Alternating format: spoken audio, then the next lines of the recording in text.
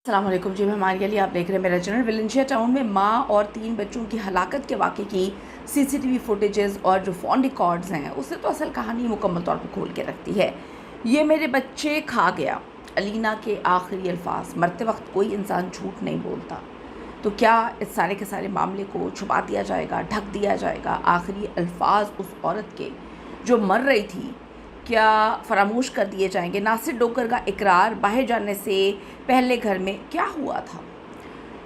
29 जुलाई का जो अकेला हवाई टिकट है और मकतूला बीवी के आखिरी अल्फाज, वो तो बड़े मिस्टीरियस हैं। उन्होंने नासिर डोगर पर शक की असल जो वजह है वो खोलती है। क्या और वजूहात हैं? क्या अमेरिका में अफेयर था? जायदाद का तनाज़ा मौत का सबब बना? क्या मामला थे? नासिर डोगर का भाई डीएसपी साहब कौन निकले? क्या मामला है? आज की वीडियो में इस सारी चीज़ों पे बात करते हैं। रिक्वेस्ट है चैनल को सब्सक्राइब करें, आपके सपोर्ट की ज़रूरत है और आपने वीडियो को आखिर तक ज़रूर देखना है। वेलेंशिया टाउन में अमेरिका पलट फैमिली, इनके 3 बच्चे और एक खातून जो है वो मौत की वादी में जा चुके हैं, लेकिन उनकी जो वालिदा अलीना है उनकी जान सबसे आखिर में निकली और सबके सामने निकली। उन्होंने मरने से पहले जो अल्फाज बोले थे वो बड़े खौफनाक हैं। बनने से पहले के अल्फाज हर चीज़ का पोल खोल गए हैं, हर चीज़ को एक्सपोज कर गए हैं और उसने दुनिया से जाते हुए ऐसा बयान दिया जो नासिर डोगर के गले का फंदा बन गया है। कहते हैं कि मरने से पहले मरता हुआ इंसान झूठ नहीं बोलता। नासिर डोगर ने अपने बयान में सब कुछ ऐसा नॉर्मल पेश किया है कि पुलिस को जो है पता है उसको ना कि वो बच गया, मैंने आइसक्रीम नहीं खाई, मैं 1.5-2 घंटे के लिए घर से बाहर ग्रॉसरी करने चला गया, मेरे पीछे ये सारे वाक़यात हुए। उसको तो पहले ही पता था कि शक पुलिस को उसी पे हो रहा है। नासिर डोगर अपनी फैमिली समेत 1 जुलाई को अमेरिका से पाकिस्तान पहुंचा था। ख़ानदान के 5 अफराद अमरीकी शहरियत रखते थे और उनके लिए नासिर का जो भाई है उसने वेलेंशिया टाउन में ये घर उसको किराए पर लेकर दिया था। सीसीटीवी फुटेजेस की मदद से नासिर डोगर के बयानात की तस्दीक की गई, जिसके तहत शाम 6:10 पर नासिर डोगर घर का सामान खरीदने बाजार गया। तकरीबन 1 घंटा 47 मिनट बाद वो वापस आया, जहां दोनों मियाँ बीवी ने मिलकर सामान भी ग्रॉसरी का अंदर मुंतकिल किया। यानी सब कुछ बहुत ज़्यादा नॉर्मल था, बल्कि एक्स्ट्रा नॉर्मल कहानी। यहाँ तक ना कोई जहनी मरीज़ा थी, ना ही कोई अनयूजुअल एक्टिविटी थी। नासिर डोगर के इस बयान से भी जो है ये चीज़ें साबित होती हैं कि घर से जाने से पहले भी कोई ऐसा झगड़ा नहीं हुआ था, वरना अगर झगड़ा हुआ होता तो उसके साथ मिलके ग्रॉसरी किस तरह से रख रही होती। अलीना घर से बाहर आकर ग्रॉसरी शिफ्ट क्यों करती? बड़ी नॉर्मल सी बात है। नासिर ने बताया कि अंदर आने पर खातून अलीना ने शोहर को आइसक्रीम की पेशकश की। नासिर ने प्यास की वजह से आइसक्रीम खाने से मना कर दिया। कितने इत्तफाकात हैं। मैं कहती हूँ जितने इत्तफाकात लोगों की ज़िंदगी में होते हैं ना, वो इत्तफाकात नहीं होते, वो शक की सुई जो है ना अगले बंदे पर ला के खड़ी कर देते हैं। बच्चों का पूछने पर अलीना ने बताया कि जी वो तो फिल्म देखने चले गए।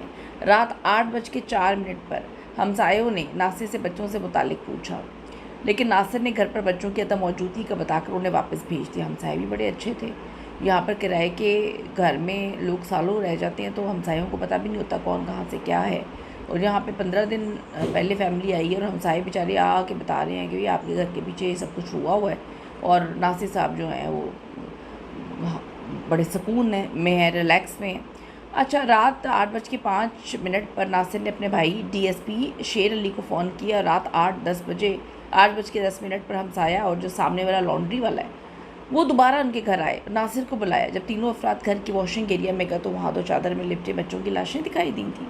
बच्चों की लाशें सामने आते ही नासिर की बीवी अलीना अपने शोहर पर इल्ज़ाम लगाते हुए जो है वो उन लोगों के सामने गिर गई। सब कुछ नॉर्मल, लेकिन अलीना के इस बयान ने तो सब पोल पट्टी खोल के रख दी है। कोई और कहानी जो है खुलती हुई नज़र आ रही है, तो कोई और मामला जो है दुनिया के सामने आ रहा है। तफ्तीशी टीम को घर के कचरेदान से कैप्सूल की बाक़ियात मिली, जबकि वॉशिंग एरिया और कमरे के दरवाजे को गद्दे की मदद से छुपाया गया था।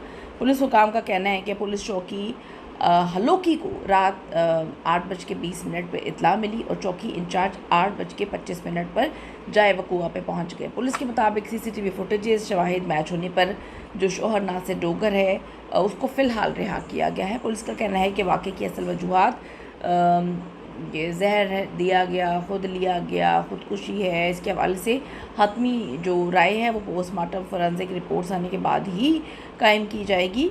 पड़ोसी की गवाही ने नासिर डोगर के बयानात को गलत साबित भी किया है।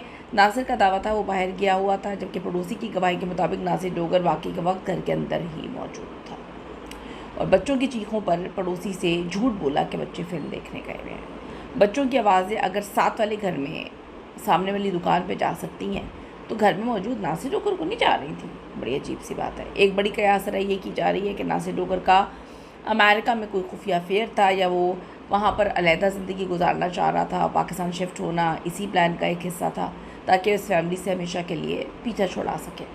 कहा जा रहा है मियाँ बीवी के दरमियान अमेरिका की प्रॉपर्टी बेचने, पाकिस्तान में मुस्तकिल रहने के मामले पर बड़ी सख्त लड़ाई चल रही थी और ख़ातून अमेरिका वापस जाने के लिए ज़िद कर रही थी, जो नासिर डोगर को तो मंजूर नहीं था। नासिर डोगर ने पहले पुलिस को ये बावर कराने की कोशिश की थी कि उसकी बीवी ने ज़हनी मरीज़ा होने के नाते खुद बच्चों को जो है वो जहर दिया और फिर ख़ुदकुशी की ताकि इल्ज़ाम शोहर पे आए। ताहम पुलिस अब भी ये देख रही है कि घर में कोई तीसरा शख्स भी मौजूद था या नासिर ने ये सब कुछ अकेले क्या अंजाम दिया। हक़ाइक़ और तमाम जो कयास राइयाँ हैं इनको अगर एक पलड़े में रखा जाए तो आप यहाँ से देखें कि शक की तमाम सुइयाँ नासिर डोगर की तरफ इशारा करती हैं और पुलिस फ़िलवक्त दोनों मियाँ बीवी के डिलीट शुदा जो मोबाइल डेटा है उसको इकट्ठा कर रही है, उसको बहाल कर रही है, फॉरेंसिक रिपोर्ट्स का इंतज़ार कर रही है, केमिकल एनालिसिस सारी चीज़ें जो हैं फिर अदालत के सामने रखी जाएंगी। आपकी नज़र में इन हक़ाइक़ और जो कयास राइयाँ हैं इसको देखते हुए इस लर्ज़ाखेज़ वारदात के पीछे आपको कौन लगता है? अपनी कीमती राय ज़रूर इस हवाले से दीजिएगा। बड़ी खौफनाक कहानी है, यकीन करें कि दिल खून के आंसू रो रहा है। दिल बहुत तबाहली का शिकार है कि दुनिया किस तरफ निकल गई है। अपनी राय ज़रूर दीजिएगा। See you in the next video. अल्लाह ने के बाद।